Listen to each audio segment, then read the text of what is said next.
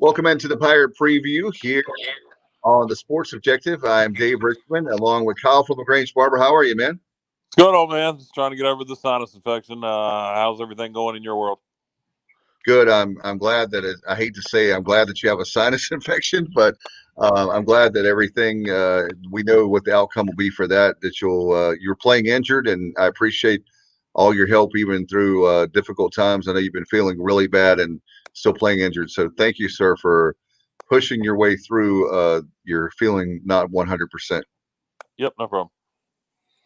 And ladies and gentlemen, of course, from the great, I was going to say the great state, the great city of China Grove, Bubba Rosenbaum. What's up, dude?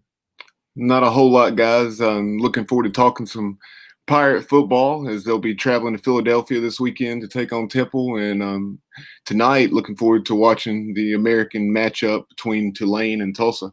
Like the upset. Give me Tulane in the upset. There you go. We have with us right now from 24/7 Owls. I know Ryan Wallen. Man, how are you? Good to see you again. I'm doing well, guys. How are you guys been? We're doing fantastic. Glad to have you on. And I know that believe it or not, one of my favorite cities. I love cheesesteaks. I love Rocky, the city of brotherly love with Temple. This matchup is going to be really interesting to say the least. Temple has actually owned this series since the Pirates have been in the American. I believe it's every single year Temple has won it. So how are you feeling going into this game? I guess Ryan's the first question.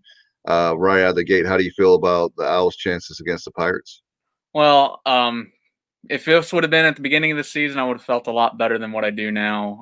Obviously, Temple has not had a productive year as they have in the past 5 or 6 years. Currently sitting at 1-5, and 1-5 in the conference as well. You know, their only win coming over USF. Back in the second game of the season. So it's definitely been a hard month for the Owls, not only on the field, but off the field as well, with injuries, with COVID tracing.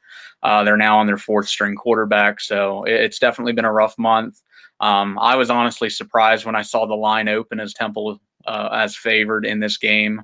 And once the news came out that Anthony Russo was definitely going to be out this week, Temple's starting quarterback, you know, I could see why that the line shifted now in favor of ECU. I'm still surprised it's as low as it is. I believe it's still sitting at 2.5 or 3.5. So I definitely think that ECU probably has a very good chance this week to finally pick up a win against the Owls as American Athletic Conference members, and actually get their first win in Philadelphia.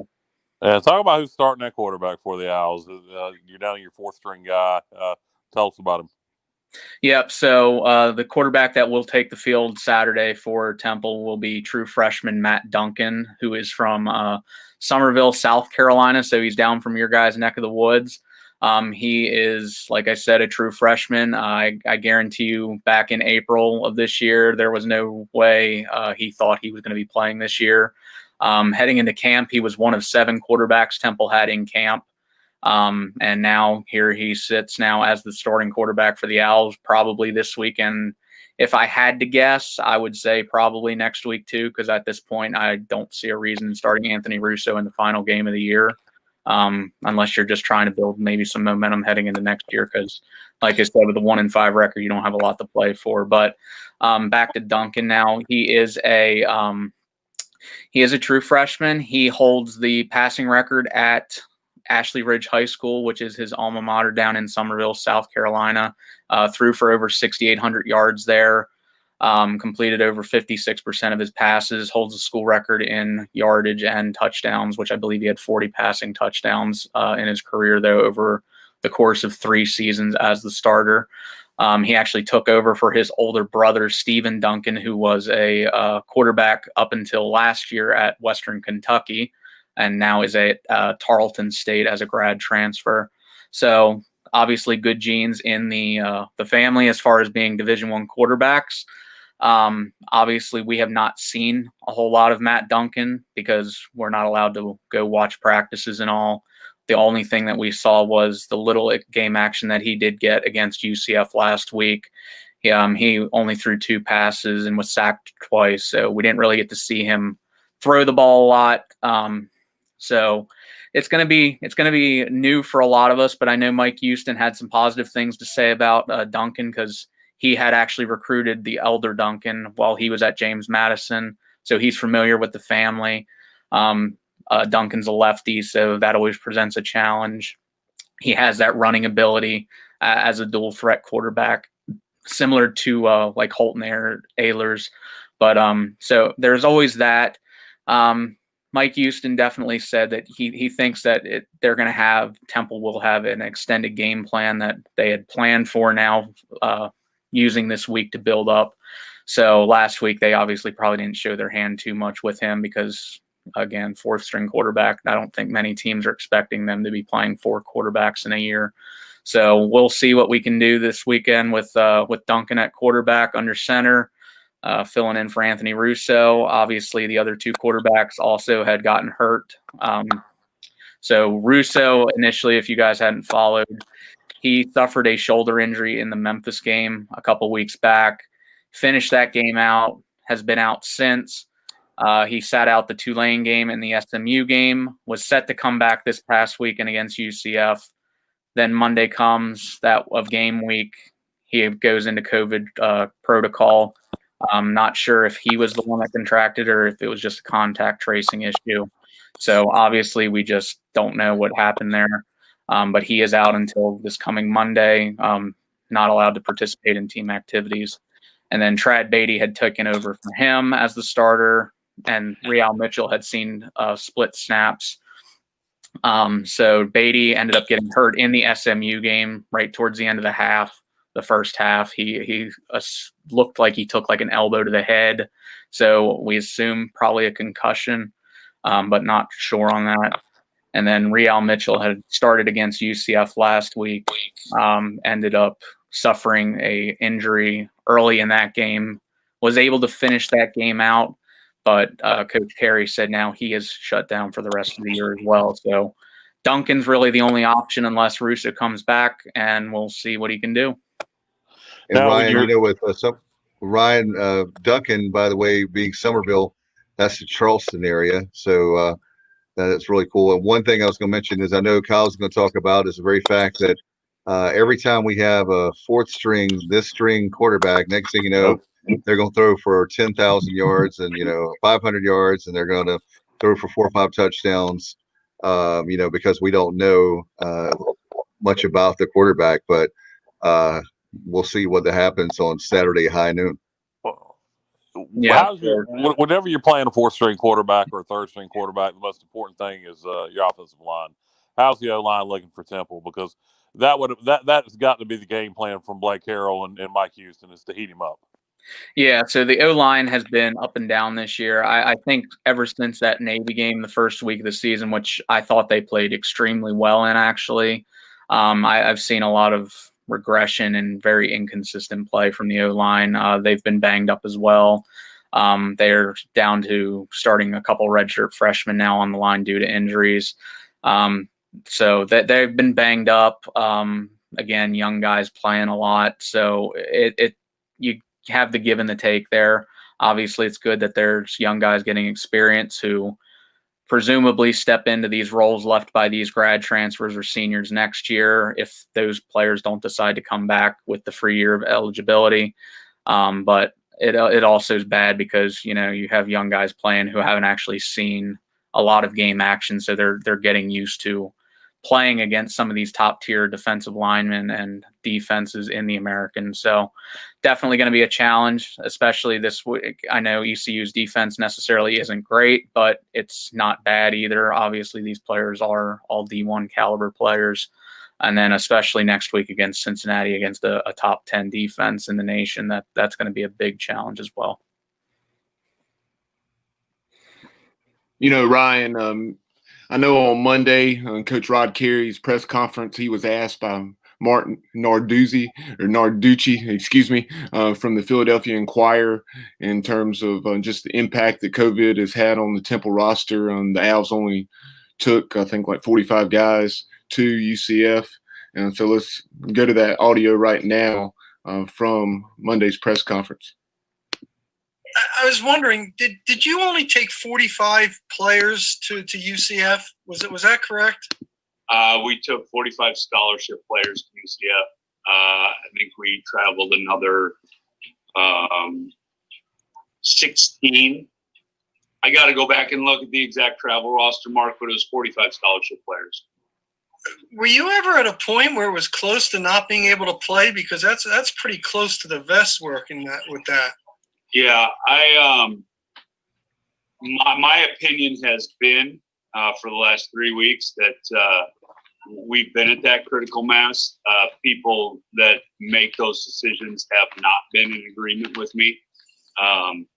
And so, I think that's been reviewed each week and they have not agreed with me on that. But, it's after talking with our doctor too. I mean, he agrees with me that, COVID has another effect, which we're now seeing, and we're certainly in there. Is there a lot more injuries because of the people who are playing and the amount they're playing and what have you. So that's, so real long-winded way to answer your question, Mark.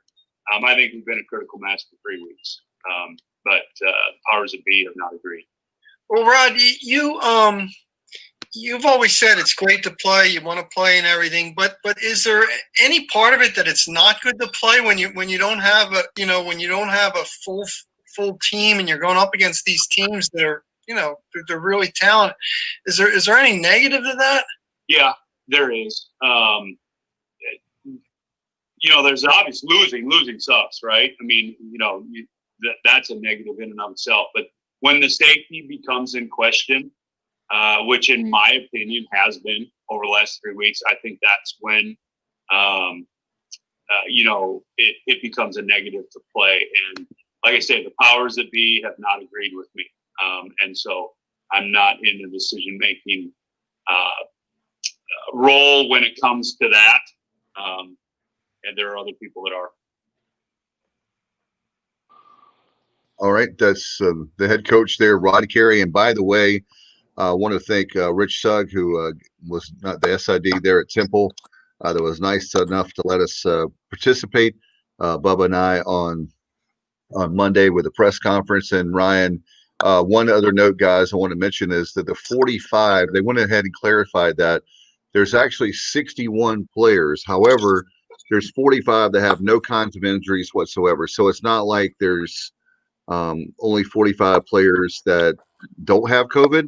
There's actually 61 that don't have COVID or the contact tracing mess that we've had to deal with. So I just want to clarify that what they're trying to do is say the 45 that are not injured and don't have COVID. I was saying 45 were on scholarship. They traveled 61. He traveled with 45 on scholarship.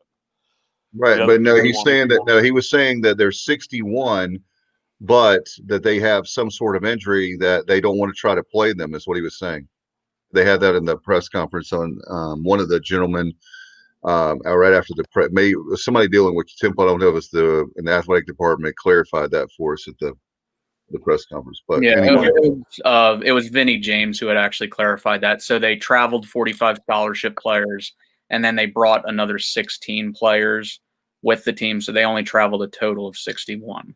So the 16, were they non-scholarship player or injured players? It was a mixture of both. Okay. The powers that be that he keeps referring to, is he referring to the administration at Temple? Is he referring to the conference? That's a good question because we actually were wondering that ourselves. We were unsure if that was meaning the conference just didn't want to cancel the games and just try and push the way through the season and get these games over with, which I kind of don't understand if that's the case because, I mean, like I said, it's Temple playing as a 1-5 team against a UCF team who's 4-2. Neither team's necessarily in the hunt for the American championship. Obviously, UCF's more in the hunt, but I still don't see why those games were that dire to play if that's the case, especially when they could have rescheduled these games for in December if neither team is playing in the American championship, which I expect at this point not to be the case. So obviously Carey said, like the last 3 weeks, he feels that they should not have played because it's been like this now for the last month of the season, where Temple has been very limited on the players that they've been able to play. As I alluded to, a lot of these young guys are playing their first collegiate games against some older guys. And I mean, I know that's part of the game. Injuries are always part of the game, but when you're down to half your active roster of 115 players you can have, and you're down to 61 traveling to a game, I don't see why games haven't been canceled for Temple, opposed to some of these other schools that have had maybe several COVID cases and games postponed or pushed till later in the season. Well, you got SMU and Houston canceled for this weekend, so that's what I'm really wondering about when he says powers that be. I'm really wondering who he's referring to. Is it the administration at Temple just ready to get the season over with and not wanting to deal with playing football in December as the state of Pennsylvania and the city of Philadelphia up the restrictions even more? I agree, and I think that could also be the case, because it's only 2 weeks left, and I assume, obviously, with current trends going on in the United States, that cases are going to continue to rise over the next month, and they might just not want to risk players' safety there in mid-December to send them to God knows where to have to play a football game, and where cases might be worse than what they already are. And as we were talking about before we went live here, the state of Pennsylvania now has implemented a travel law that if you travel out of state, you have to quarantine 14 days when you come back. And I know a lot of states have that in.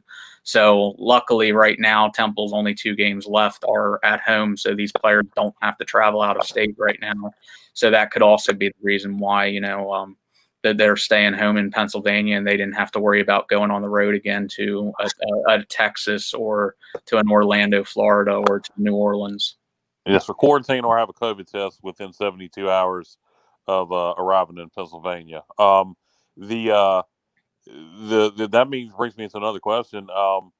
Basketball season's fixing to start. What are you hearing about the Owls and basketball with, again, Pennsylvania upping their restrictions to some of the highest in the country?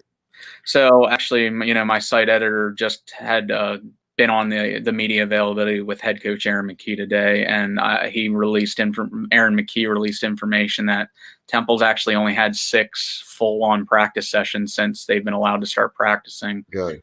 Because they've had 4 positive tests within the team, and every time they have a positive test, that's a 14-day shutdown of the program, no matter what. So 6 practices, and they have a tentative first game scheduled for next Wednesday against New Jersey Institute of Technology, or NJIT. So that game is not set in stone just yet because, again, the flexibility with obviously all the COVID issues.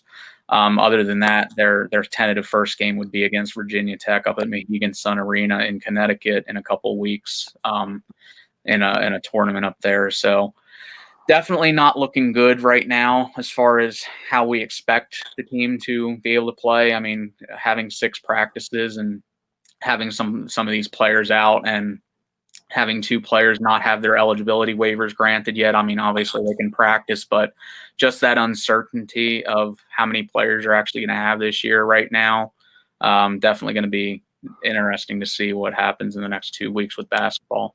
Not to be funny, but basketball is a much smaller roster than football. You already had 4 players infected. You might go ahead and get your whole team infected and be done with it and not have to worry about it the rest of the year. Yep, exactly.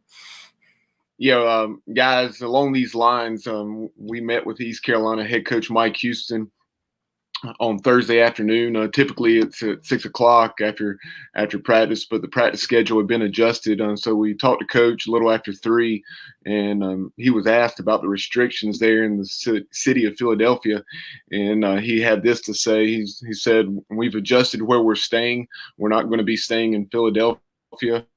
We're going to be staying in a hotel that I've stayed at in the past during my time playing a game in the Northeast. This will allow us to operate without being impacted by the city of Philadelphia's restrictions." My guess is he's going to stay across the state line over in Dover. That's just me speculating. That would be my guess as well. Up this hotel he stayed at before makes me think CAA. Right. Makes me think Delaware. So I'd say that's an excellent guess. Dave, you're muted.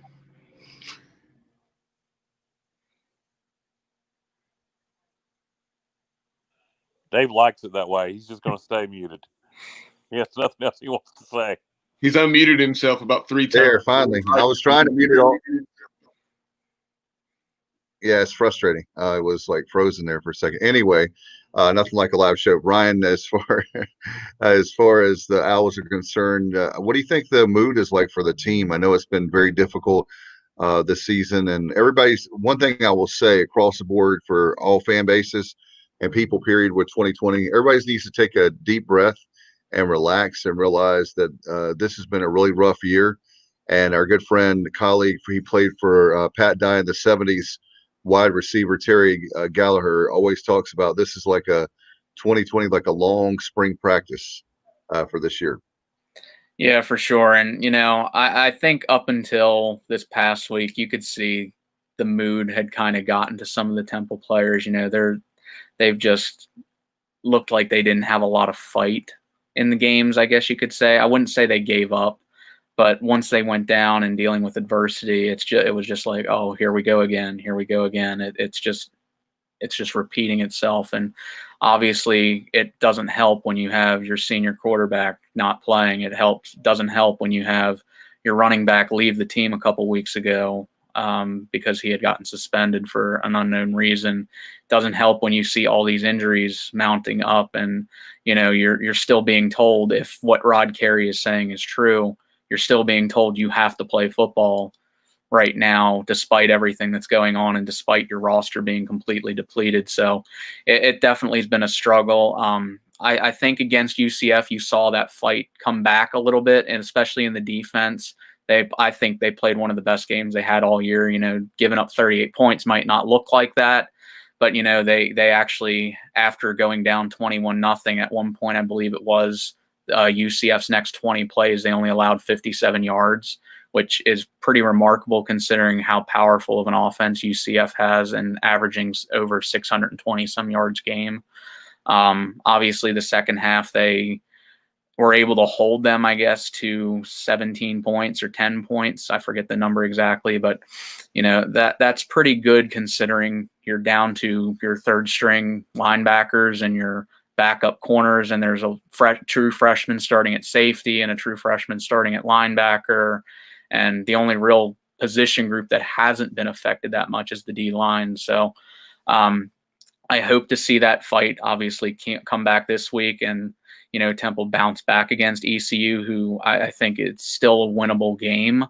I don't necessarily know if that's going to reflect that on the scoreboard come Saturday, but this has obviously been their most winnable game in more than a month. Since that USF game. You talk about the D-line, that is probably the strength of the Owls. Talk about your run defense overall. We've developed, when I say we, East Carolina's developed a bit of a running game with a couple of young freshman running backs over the last several weeks. Talk about Temple's run defense. Yeah, so the D-line coming into the season, I thought the interior D-line, especially with all conference defensive line or defensive tackles, Dan Archibong and Ifeanyi Maije, were going to be, stars this year. They're playing, possibly to go to the NFL, both of them. And this year, really, they haven't done a whole lot. And I don't know if it's just been teams have game planned for that, or they're just not playing that well and they're not being able to shed their blocks. But you mentioned the run defense. The run defense has struggled this year for Temple, and that's quite a surprise considering in the past, 5-6 years, going back to the Matt Rule era, that Temple's defense has been the strength of the team, and they were excellent against the run most years. So definitely the run defense has struggled. Like I mentioned, just the D linemen, the linebackers haven't been able to shed blocks very well. They haven't tackled well. Rod Carey's mentioned a couple times that they're playing with their pad level too high. And yeah, you might expect that maybe from some younger guys, but some veterans on the team, that's kind of surprising. So they're just not getting low enough when they're tackling, essentially, is what he's saying. So they're getting bulldozed over, and that reflects their stats right now. I believe they're allowing over 200 and some rushing yards per game. So that's definitely not good enough to win a lot of games when you're letting other teams control the clock and control the pace of the game. You guys are used to winning this year too for Rod Carey, Coach Carey had a lot of success in Northern Illinois. I would assume that the fan base has given him a complete pass this year. Actually, no, quite the opposite. There's quite a many fans that are calling for Rod Carey's head on a platter right now. Despite all the issues, despite the injuries, despite the COVID, there is a lot of people that just are not impressed with what Rod Carey has done or brought to this program. And I can see their argument to an extent. I would not say that he should be fired in any means. I would say, though, that dating back to about midway through last season, the defense has not been there compared to previous years, which is a major concern considering Temple prides itself on being Temple tough and being an old school football team, a hard-nosed, tough defensive team, run the ball team. And it just hasn't been like that the past year and a half. And there's been quite a handful of games going back to last year that they've just not been competitive in, and they've been blown out in. And when you're not being competitive and getting blown out in your conference all of a sudden, when you used to be winning games, that's a little bit of a concern. So obviously, I think that at the end of this season, regardless of how the last two games play out, I think there should be maybe a reevaluation of the OC and DC positions. I'm not sure that they should be fired necessarily. I'm just saying I think that maybe they need to take a look at what they have and start planning more to what they have at the position groups rather than trying to run what they used to at Northern, because I just don't think it's working right now. It's interesting, and I'm sure a loss to East Carolina, with as bad as we've been in recent years, even though the quarterback situation is what it is at Temple, would get the fire even hotter. I completely agree. The fan base, as I'm sure you've seen in the past, Philly fans are very passionate, but if you are not a winner, they are very adamant about getting rid of you and replacing you with someone better. And it's definitely the case with Temple. And to an extent, that's a good thing, because Temple used to not have expectations in football. And since the Matt Rule, or since even the Al Golden days, the Matt Rule era, the Jeff Collins era, there were expectations for these teams, and those expectations are still there with Rod Carey. You know, he inherited what Jeff Collins got. I don't know necessarily how well Jeff Collins recruited Temple and left Carey as far as with young talent, but there are things that Carey still needs to do as a coach and to improve this team and, you know, get them back to being a consistently winning team and being a team at the top of the American Conference, because that's what the expectation is, and that's what they brought him in to do, was to win. He won 2 MAC championships at Northern. He was in a New Year's Six Bowl as a coach. That's what Temple fans want, and that's what the administration brought him in to do and lead Temple to. Yeah, Bubba, you had some cuts you wanted to play. Yeah, while we're talking about the very talented Temple defensive line and the Pirates' ability to run the football against them with very solid freshman running backs and Keaton Mitchell and also Rajay Harris behind what is a depleted offensive line which lost Nashad Strother, very solid freshman who's played both guard and tackle. Let's hear what East Carolina offensive coordinator Donnie Kirkpatrick had to say on Wednesday about that Temple defensive line. It's a huge concern. 3 starters back from last year's team, transfer from Wake Forest, an older kid. So very experienced, very good defensive line, really just like last year. The one young man did transfer to Miami.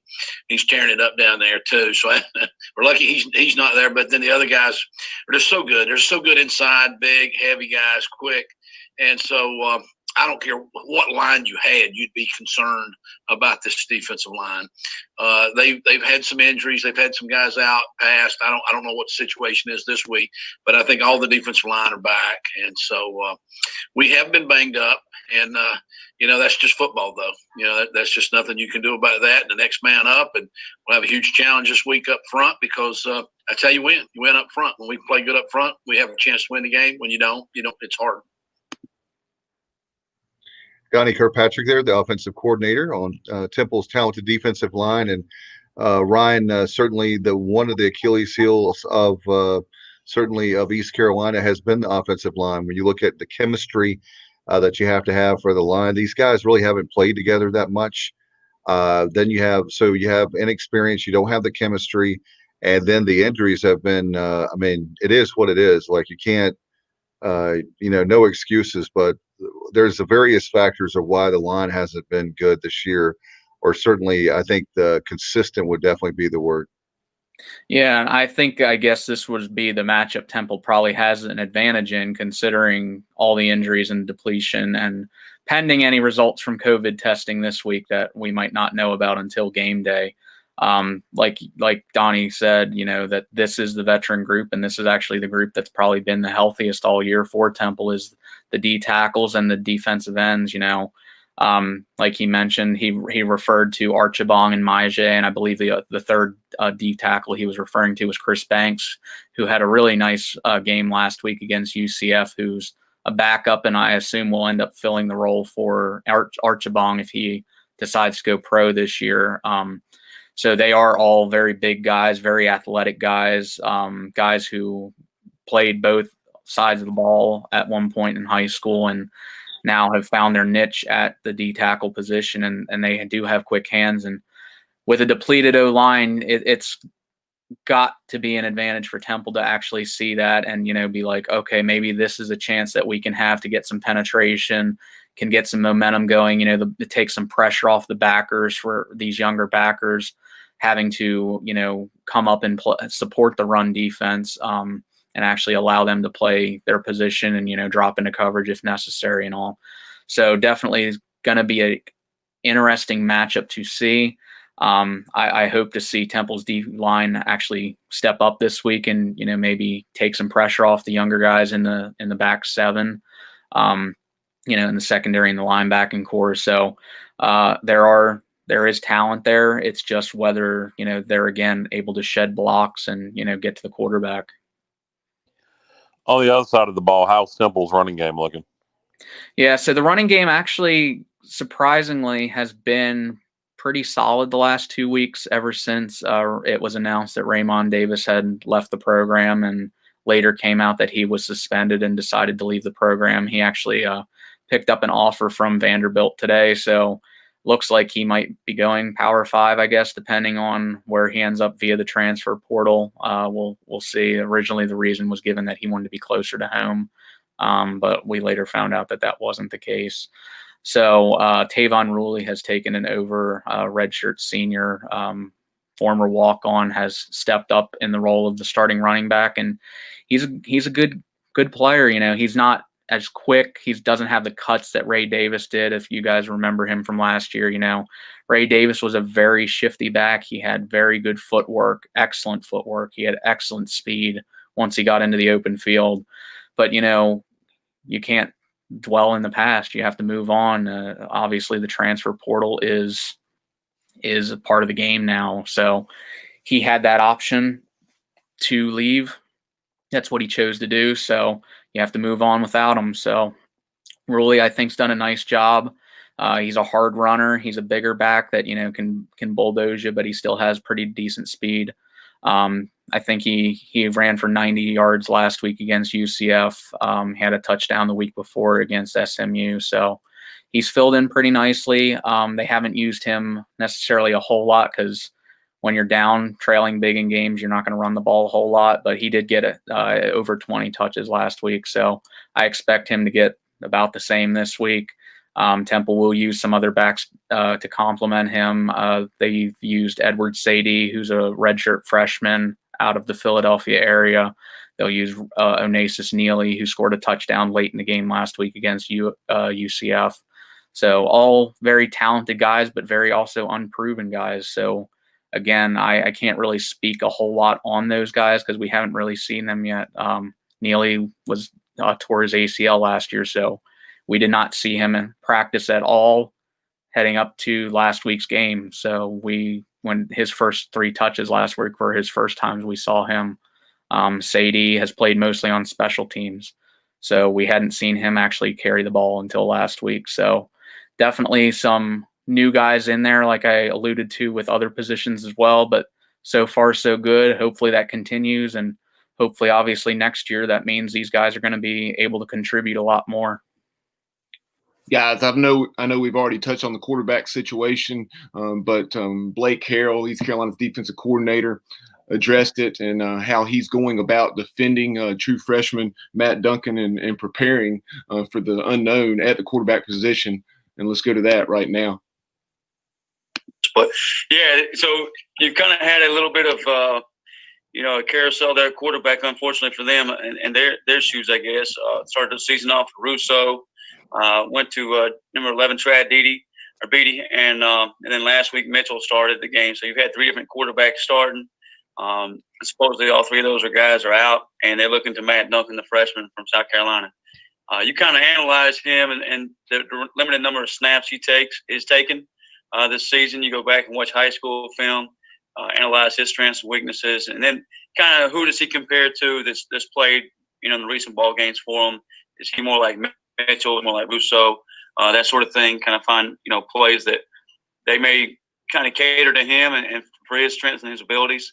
And then just, you always keeping the possibility that maybe one of those guys somehow, some way shows up on Saturday. So you always keep it in the back pocket that one of those guys might show up. So we certainly prepare our kids for all of them, but our main focus has been on Matt Duncan and just kind of what we think, where they'll go with the offense. And at the end of the day, and I think their head coach even said it in their press conference the other day, they want to run the football, stop the run, play good on special teams. So their main goal is run the football and control the game, and we got to take them out of that so we can put a freshman quarterback in some situations where he's not comfortable.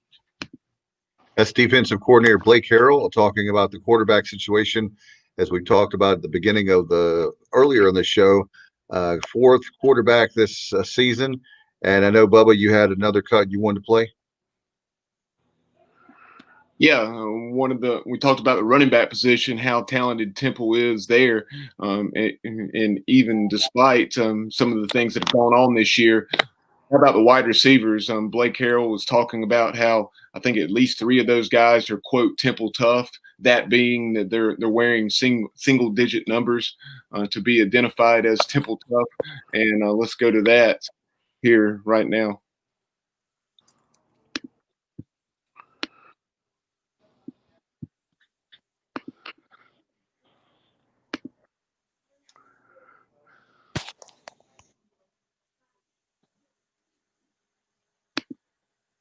So, we're just going back through and look at their receivers. They're Temple tough, and I think it's been going on for years. Is their top players, their toughest players, are in single digits. And you look at three of their receivers, 0 with Jones, 5 with Blue, and 1 with Mack, are all three in single digits. So that tells you a little bit about that receiving core. Blue was 18 last year and very dangerous last year and very dangerous this year. A lot of the jet sweeps are coming across the field. They like to get the ball in his hands. And he's their top leading receiver. A lot of those are the jet sweeps. 0, Jones, he took one to the house, I think, first play of the SMU game, for about 70 yards, just a little bubble screen, made somebody miss and had the speed to get up and down the sideline. So those two guys can get up and down the field on you. Very good speed, good route runners. Complete package out there, receiver. And then number 1, he's kind of their double pass guy, but he can go up, big body, 6'5", 220, 225. They can go up and get in the ball that, I think they'll try to take advantage of our smaller corners out there, but he's a bigger body that, they'll use certainly in the red zone as well and on third down. ECU defensive coordinator Blake Harrell and Temple's talented wide receivers. Temple tough. Ryan, is that the reason for the single-digit numbers? Yeah, for sure. All three wide receivers, going back to last year, Randall Jones and Brandon Mack, who he had referred to. Mack's the big-bodied 6'5", 225 guy. He had earned his single-digit last year in training camp, and he had a great season last year for Temple. He's having a little bit of a down year this year, but I think that's mostly because of the quarterback turnstile that's been in play, and also you also have two very other talented wide receivers on the team that both were single digits, as well as Randall Jones, like he mentioned, who's a guy that has really come on this year. He leads the team in receiving yards. He had led receiving yards up until this past week because he missed this past game against UCF with an injury as well. So he's second on the team in receiving yards right now with 370 yards. only 1 yard behind Jaden Blue, actually. And then Jaden Blue, who's the guy that is the speed guy. He's more the slot receiver, the quick pass, quick bubble screen, or the jet sweep, toss it to him and see what he can do, make a play. So definitely all three of them have the talent to play at the next level. I definitely see all three of them probably making it to the next level, or at the very least, getting a tryout workouts with these NFL teams. Blue's been obviously the biggest story because a couple years ago he actually had left the team and under Jeff Collins, and then once Jeff had left for Georgia Tech and Rod Carey was brought in, he came to Rod and he asked Rod, I want to rejoin, and Rod let him. And then ever since then, he's just looked like a completely different player. We didn't know a whole lot about him heading into last year. He ended up becoming the first Temple receiver to ever record a 1,000-yard season last year. Had over 80 catches, I believe, closer to that 90 mark. So he had statistically the best season for a Temple wide receiver in program history. And this year, you can see that again. They make it a priority to get him the ball. He's a playmaker. He leads the team in catches. He has 5 touchdowns on the year. And like I said, he leads the team in receiving yards. So he's definitely the top guy to go to. He's going to be a guy I think is pivotal in getting Matt Duncan going on Saturday. Especially, you're going to probably try and get Duncan some short, easy passes to start the game, some screens, some slants over the middle, just see what he can do, if he can hit those guys and just build that confidence up. So I see Jaden Blue playing a big part, especially against Saturday against ECU. Yeah, you look at this game and you talk about the receivers. There's potential there.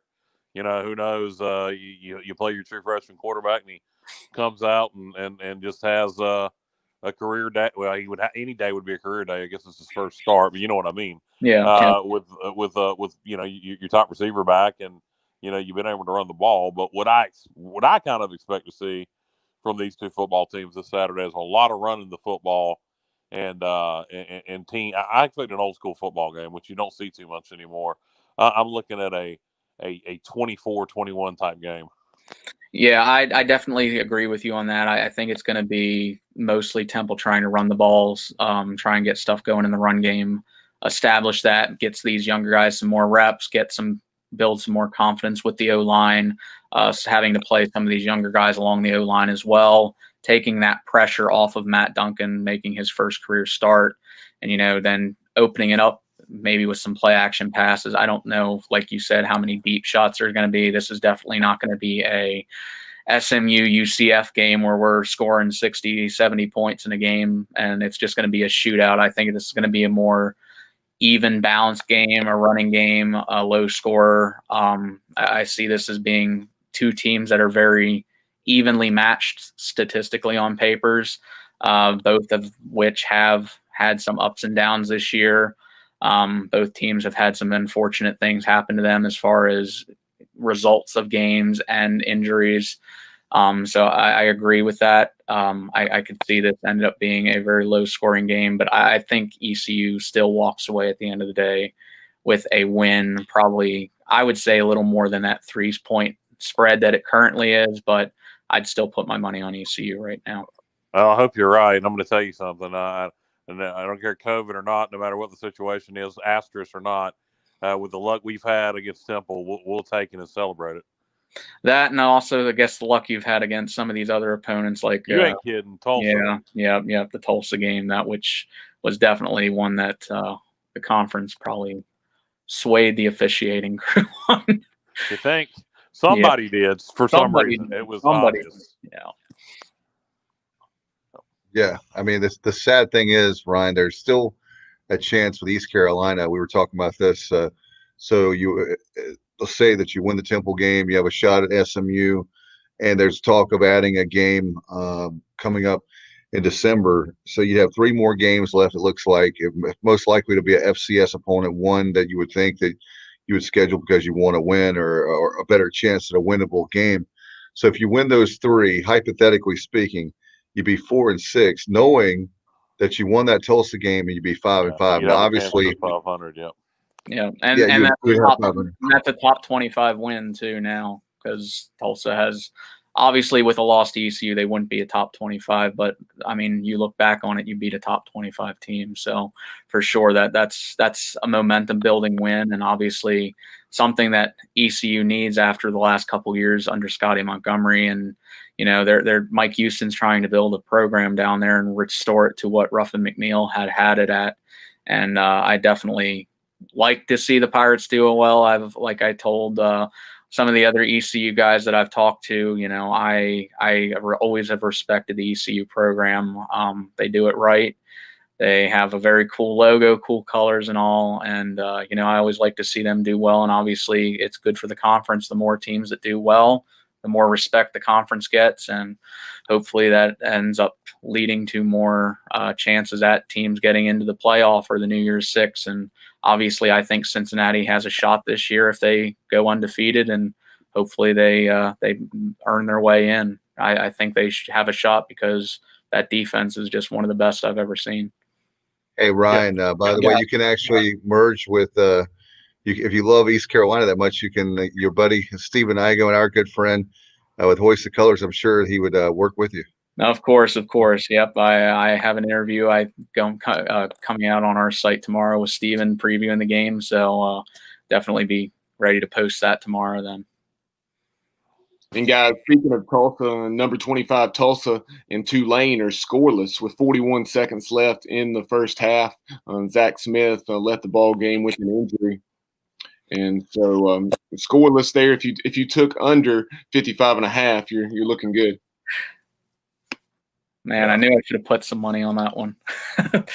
No, that's a surprise actually. I mean, I know Tulane has struggle at times early in the year, but they've come on here in the last half of the season. You know, that's another program that you see Willie Fritz took over after it had been in the dumpster, and you know he's built it up into a winning program now, and good for them. You know, the Green Wave have something that in a couple years may be very dangerous, and they might be right up there competing for an American Conference title as well. No doubt.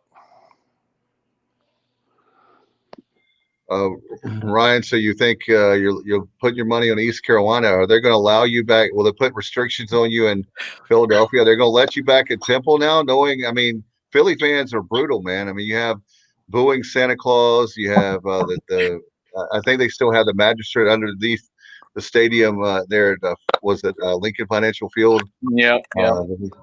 Yeah. You know, I think a lot of Temple fans at this point know what the team has, and I think, like I said, there are some that are ridiculous in terms of calling for Carey to be fired, but there are the realist ones as well that, you know, they see that COVID and injuries have just taken that much of an impact on the team that, you know, you can't really expect a whole lot at the moment other than the team to go out there and try and just play their best. As long as they don't give up, that's what you hope to have. And, you know, you might squeak out a win, and it's not like the talent level's not there. The last couple of weeks, I mean, they were beating Memphis at the half. They were beating SMU at the half, both of which were ranked teams. Yeah. So the talent level's there. It's just putting together a full 60 minutes and hoping, you know, there's some things that go your way in the game, and hopefully you get some of these players back, and you're going to have a healthy roster going into next year. Ryan, quick question for Ryan, non-Temple related. Being a Philly guy, are you a wrestling fan at all? I am, very much so. Okay, so cool. well, we at some point, Ryan, we're going to have you on, and we'll discuss the history of Philadelphia wrestling. All right. From the days in the Spectrum with Hogan to the Jim Crockett NWA days when the Mid-Atlantic Championship Wrestling was run in Philadelphia, and then of course some famous ECW arena, where guys like Tommy Dreamer, the Sandman, Terry Funk, Raven, Balls Mahoney, Axel Rotten, etc. raised hell for years. I completely am looking forward to that. I love wrestling. I went to the Royal Rumble a couple years ago there. I was supposed to go to WrestleMania this past year in Tampa, but obviously we know what happened with COVID. I'm hoping I get to go next year if they do have it in Tampa again. I'm crossing my fingers that there's hopefully a vaccine out by then, or this vaccine is open to the public by then, that I will be able to go to WrestleMania next year. Absolutely. Hey, Ryan, by the way, if you want to get Bubba speechless, he's not a wrestling fan, so we can talk wrestling the last part of the show, and he won't say a word. No, it's something I would go to it just because I know I'd have fun and be entertained. I just don't know anything about it to be able to speak. Oh, Bubba, don't worry about it. 90% of the wrestlers that are wrestling today don't know anything about it. It's become it's become nothing but acrobats. I mean, Jesus Christ, don't get me started about the modern products. Yeah, not the same that. Well, back in the day, they had guys that could write, and then they had great storylines, and guys that were charismatic, that really made you believe they could sell it, baby. They could do that, and so for me personally, that's what I still have a hard time with is now. Like, I really don't care about it. No offense to these wrestlers, but I really don't care about them the way that I did when I was a kid because they're just so bland and generic. The problem with WWE is it became too over homogenized, too many script writers. WWE does not know how to create stars anymore. I mean, besides Roman Reigns, who's the big star right now in WWE?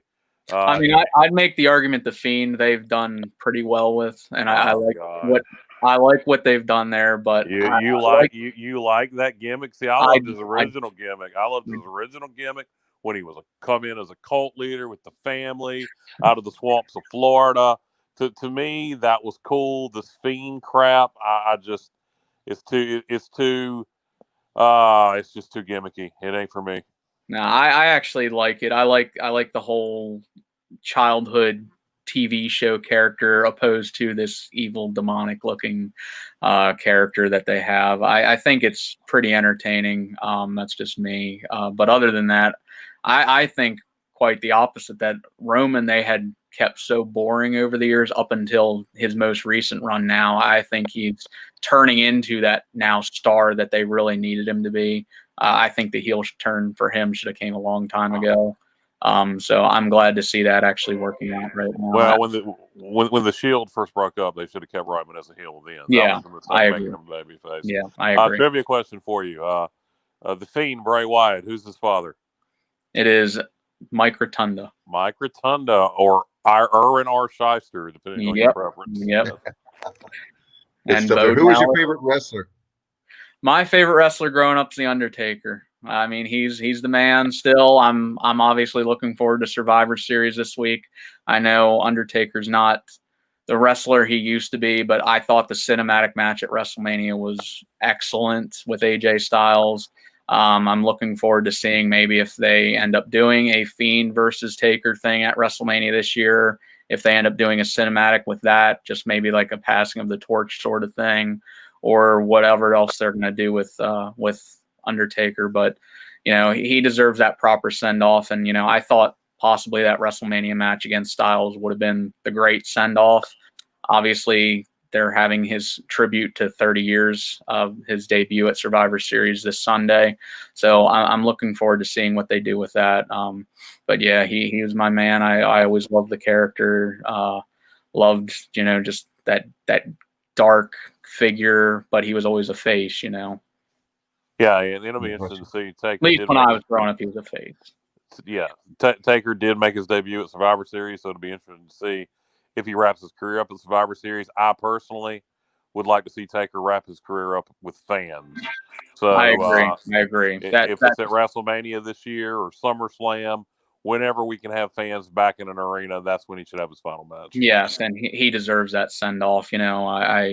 I think that, I mean, he's dedicated so much. Just watching the Last Ride documentary series on the WWE Network with what he's gone through over the years and just his dedication to the company, you see that he truly loves the business and he truly has a hard time figuring out what he's going to do when it is over finally. So I want to see, like you said, him with fans, give him that proper send off that he deserves and take that last ride into the sunset.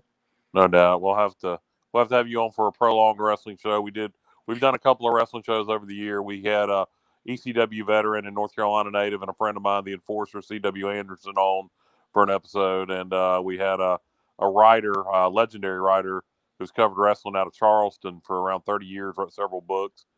Dave, what's his name? Mike. Oh my gosh, you put me on the spot. Okay, well, oh my gosh, he's a great writer. He's a great writer. He's written several wrestling books. We had him on, and might not have him on again after not being able to remember his name. But we'll have to do another wrestling episode and have a prolonged. Mike Mooneyham. I Mike found Mooneyham, it. yes. I googled it. We'll have a prolonged wrestling conversation and get into the current state of wrestling and the history of wrestling and what your thoughts are on AEW and wonder what your thoughts are on one of my favorite people, the incomparable Jim Cornette. Oh, I think Jim Cornette's got some great stuff. You know, he's either very right or very wrong with his opinion, and either way, it's great because he always tries to back it up with whatever. I love his stories that he always has about, you know, Vince McMahon or some of the rivalries he had backstage with some of the other guys. So I think he's a very entertaining character. I love listening to his podcast too. It's good. It's some good stuff. Absolutely. A question about it. He could definitely do late night TV, or maybe not. I don't know how many people would watch because they would be bleeping it out. You'd have to put him on Comedy Central or HBO. Oh yeah, depends how politically correct you want it to be too. Exactly. Ryan, thank you so much, man, for the time tonight. It's been so much fun. We appreciate it. Before we let you go, we want you to plug your stuff. We love all the stuff you do. They're on Owls Daily Temple 24/7 Sports. You guys do a great job and love that whole 24/7 site across the board, including with our good friend Stephen Igo with Voice of Colors. Of course. So you can find our stuff at owlsdaily.com, or you can follow us on Twitter at Temple Owls Daily, at Owls Daily 247, or you can follow my personal account at Ryan Wallen 247. All right, man. Appreciate you very much as always. And like Kyle said, we'll have you back on. I didn't know you're a wrestling fan, so another great point, another great quality for you. I hope you have a great night, and we'll see how the game turns out high noon on Saturday on ESPN Plus. Awesome. Thank you guys for having me on. As always, I appreciate it. Good luck. All right. Dave, there's just certain parts of the country. If you're a sports guy and you're from Philadelphia, chances are you're going to be a wrestling fan. Great guy. We love. Yep. Certain parts of the country. Ryan's awesome and appreciate him. He's always been good to us since the last couple of years for our podcast. And now here we are. One of the good things with COVID was the fact that we were able to come on here and certainly on StreamYard, which obviously broadcast on Facebook Live and, of course, on our YouTube channel. Gentlemen, it's going to be a fantastic game on Saturday. Want to get your predictions. Who are you going with? So the Pirates get it done. I think it's going to be a hard-fought game. This game does scare me some because the expectation is to win it, which is, you know, we have not performed well when we've had those expectations in recent history. Tulane, for example, last year against Tulsa, against USF last year. But I think Temple expects to win it too. You know, it scares me, a four-string quarterback that we haven't seen. But I'd certainly be rather facing him than Anthony Russo. I'm going to say the Pirates get it done 24-16. All right, Bubba. I'll say the Pirates find a way to get it done at Lincoln Financial Field in a close one. You know, taking a look at this series, guys, they have absolutely dominated it of late. We have not beaten Temple since we joined the American. They've won the last 6 meetings, and at Lincoln Financial Field, it's been even more lopsided than it has been in Greenville. You know, we scored 26 points in 3 games at Lincoln Financial Field. They won 20-10 back in 2014, 37-10 in Coach Mo's first season in 2016, and then in 2018 they defeated us the worst they ever have, the worst they ever defeated an FBS opponent for that matter, 49-6 in Coach Mo's final year. So I think we'll probably score that many points on Saturday. I think we'll be right around that mark. I'll say I really hadn't thought of an exact prediction. I'll go East Carolina 27, Temple 17. All right. I'm going to stick with my pick. Pirates win it by 6 points. I think it's going to be 23-17. Is going to be my guess on the game. and the Pirates get a victory, the second one of the year. And love that Bubba put set up the series history, 18th meeting and 10th in Philadelphia. Temple leads nine wins. In fact, they've won the last six. Since we've been in the American, we have not beat them in 2014. It's back in the 90s the last time we beat them. Yeah, we played those guys annually back when these two programs were major 1A independents back in the 80s. And as you see there, that last bullet point from 82 to 90, we played every year. And when I think back to my childhood, those teams when I was very young, when I was Riley's age, or I guess a little bit younger, during those Art Baker years, we really struggled because we were playing the likes of Miami, Florida State, Penn State, Syracuse. But you always look forward to Temple and Cincinnati because those were games that you knew we we're probably going to win most years. But that has certainly changed, and we've really struggled against those two programs here in recent memory. But I know it says Temple leads 9-8, and that is the case. But it was actually 10-7, but they had to forfeit a game that they won back in 1986. Yeah, and bottom line is, guys, no matter what the situation is, we got injuries, they got injuries. We're down offensive lineman, they're down the quarterback. If we can go to Philadelphia, find a way to win, get our second win of the year, which should be our third win of the year. It's an historic moment for our program to win 2 games in conference. That's something we haven't done in a couple of years.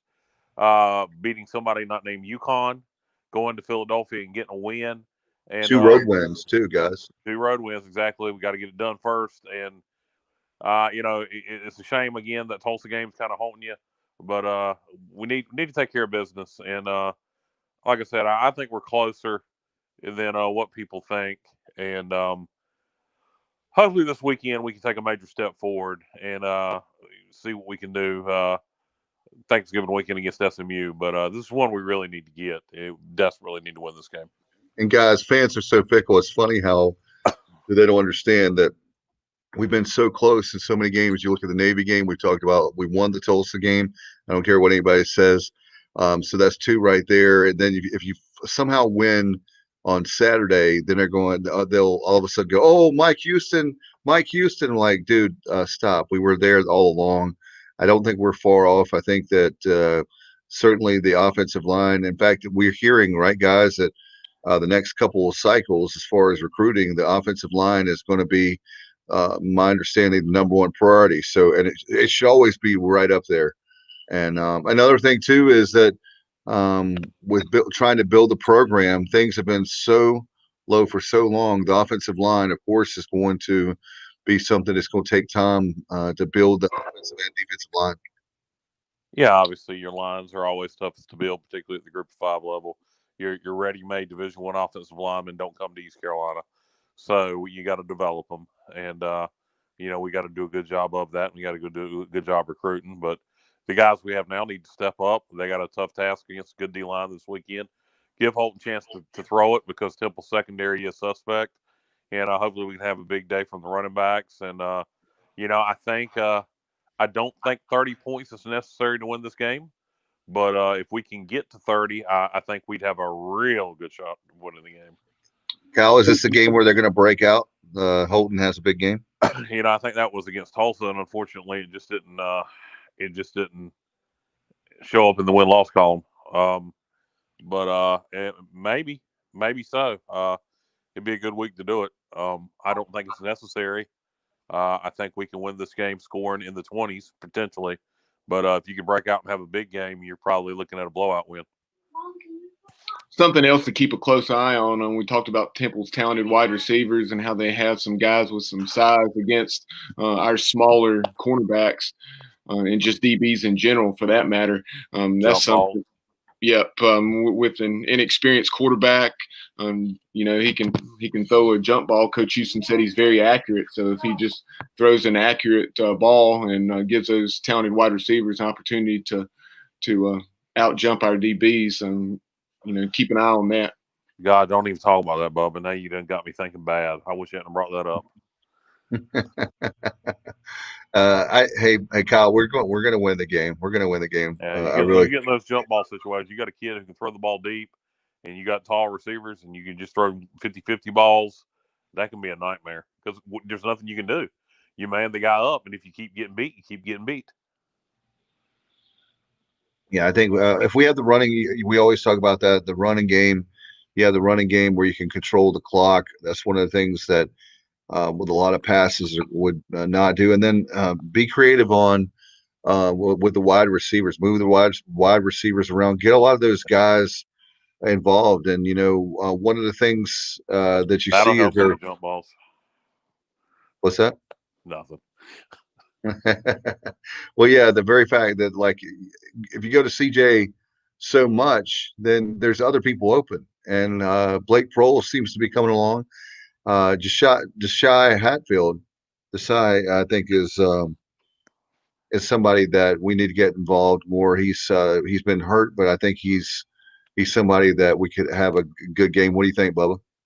Yeah, I was glad to see us get Josiah a little involved last week from the standpoint of throwing a deep ball to him. He drew a pass interference call with Josiah's speed. I think back to the post route that Holton hit him on last year down at SMU. So hopefully we'll see that again real soon, like Saturday. Because so much of the stuff you see with Josiah Hatfield, is jet sweeps and stuff going horizontally instead of vertically. So maybe we'll see something vertical again with Josiah on Saturday. Yeah, we ran into his brother after the game against Tulane, and so his brother dropped for FedEx apparently. So hopefully Hatfield will have a big game against Temple. And maybe he can, maybe Josiah can help to deliver the win for the Pirates in Philly. That will be fantastic, and that's the shot in the arm that this program needs with football. Speaking of programs, I didn't want to forget to mention the We Believe campaign, folks. By the way, Kyle, forgot to even mention. I'm sorry, I forgot to text you or call you about it. Over 300,000 now. I understand from the folks at the Pirate Club told me so. Over 300,000 that's been given so far. Give until the end of the year. What they're trying to do is obviously help you out tax purposes wise. But the one great thing about this campaign, they will continue it. If you're going to give them money in January, they're not going to turn the money down. But they're trying really hard to help you out and obviously create a sense of urgency. We've got to. Now let's get to $1 million for the end of the year. Yeah. Let's get some serious cash, and every little bit helps. And we talked about that before. $10, $25. We can't rely, Bubba. I know that you had mentioned to me, we can't rely on the same people giving money. We've got to have other people give up, and we're not talking about being financially. Well, let me ask you a question, Dave. What's 25,000? What's 25 times 50,000? I'm not the numbers guy. Bubba, what's 25 times 50,000? 25 times 50,000. That's over $1 million, right? Yeah, I mean 25 times 50,000 would be 1.25 million. There you go. So we've had 50,000 people in Dowdy Ficklen a whole bunch of times. So let's if everybody who's helped sell out Dowdy Ficklen Stadium over the years, there's been 50,000 people that aren't fans of other schools step through Dowdy Ficklen Stadium. If we can just get 50,000 people to give $25, you just think about that. Yep. I mean, you think about that's less than Netflix, less than Hulu, any of the, or if you have an Amazon subscription for Amazon Prime, it's less than all that. So all the people that say they don't have the money, you can find the way to make that kind of money. I'm not talking about the 25 grand or those big amounts, but as far as $25, $50, that's how we're going to win, is by having those small donations. It's kind of like we're not going to get into politics, guys, but the political campaigns are doing a nice job of that. Hey, can you chip in $5? Can you chip in $10? That sort of thing. So that's what we need with this We Believe campaign. We believe we have the best fans, but it's time to step it up. We've got a lot of work to do, roll up our sleeves to get out of the deficit that we have with the big hole that we have. It's time to move on, and I want a new set of problems. And the way we do that is to give money to the We Believe campaign. And I know, Bubba, they can call the Pirate Club, right? Or they can go online to ecpirates.com. You can go there and give. ECUPirates.com, the We Believe link is right there. It's easy to donate. They have giving levels already predetermined. You can click one, and if you don't like any of those, you can type in your own. It's real easy to do. I did it, and I'm going to do it again for the end of the year. So there's no reason not to. There you go. If you're old fashioned and you don't know how to turn on a computer, you probably are not watching our show, but you can, or listen to it for that matter. Call 252-737-4550 and call them today. And you can. Sorry, typo. 4540, isn't it? 4540. I knew when I was getting ready to say that. 4540. So 737-4540, and of course, area code 252. Go ahead and give to the We Believe campaign, guys. We've got to get that. Those numbers, and we can, I've invited the Pirate Club folks on anytime they want to come on. We're all about that to try to help them out. And yeah, absolutely. In fact, it'd be nice anybody, being all the things we try to do to promote East Carolina athletics, if we could get more people on from the university here lately, just speaking out in general. All right. Well, guys, do you have anything before we go? I know, Bubba, by the way, we've had a lot of great content. Thank you, Bubba, for your hard work. Thank you, Kyle, as well. We've there you go. Talking to ECU, Cy Seymour, longtime color analyst. He was on. He and I were on together Tuesday night, and appreciate Bubba producing behind the scenes. I know, Kyle, you were actually resting, fell asleep. And I know you're feeling really bad. Yeah. We have the D1 Hoops Preview Part 1 and Preview Part 2, and we're going to work on certainly D1 Hoops Preview Part 3. By the weekend, somewhere out there, the first of next week. Obviously, the basketball season starts a week from last night. So 6 days away. College basketball season 2 weeks later than normal, starting because of COVID-19 and trimming off 4 games. It's normally 31. Now it's 27. Yeah, and it'll be interesting to see how basketball season plays out as numbers keep going up. Hopefully, at worst, we'll just have to be sitting at home and watching a lot of college basketball. That's what I was going to say, guys. There's no way we're going to have fans. Yeah, I'm not having a good feeling about basketball season. Hope I'm wrong. And like you're saying, Kyle, hopefully that will be the reality, that we're able to, sit at home and enjoy watching some Pirate basketball. But I don't know why. I just don't have a good feeling about it, the way things are going right now, with more and more football games being canceled. I just don't have a good feel about basketball. And then, guys, with baseball being in February, that's the biggest sport I'm worried about the most. With Cliff Godwin and company, I really want to see the baseball season. I'm worried about it. I think we'll have baseball, Dave. I wouldn't be surprised if particularly with vaccines coming out, and they're saying they're going to be readily available by the spring. I wouldn't be surprised to see it pushed back to a March or April start. But I think we'll play baseball. Yeah, I'm hopeful. I mean, I'm not saying it's not going to happen. I'm just praying that that we don't have happen what happened last I was going to say last year, but earlier in the year. It seems like it's been 2 or 3 years ago that we've been dealing with this COVID mess for so long. But anyway, good luck to the Pirates on Saturday again, high noon. And guys, I wish we could watch the game all together. It's going to be a great game.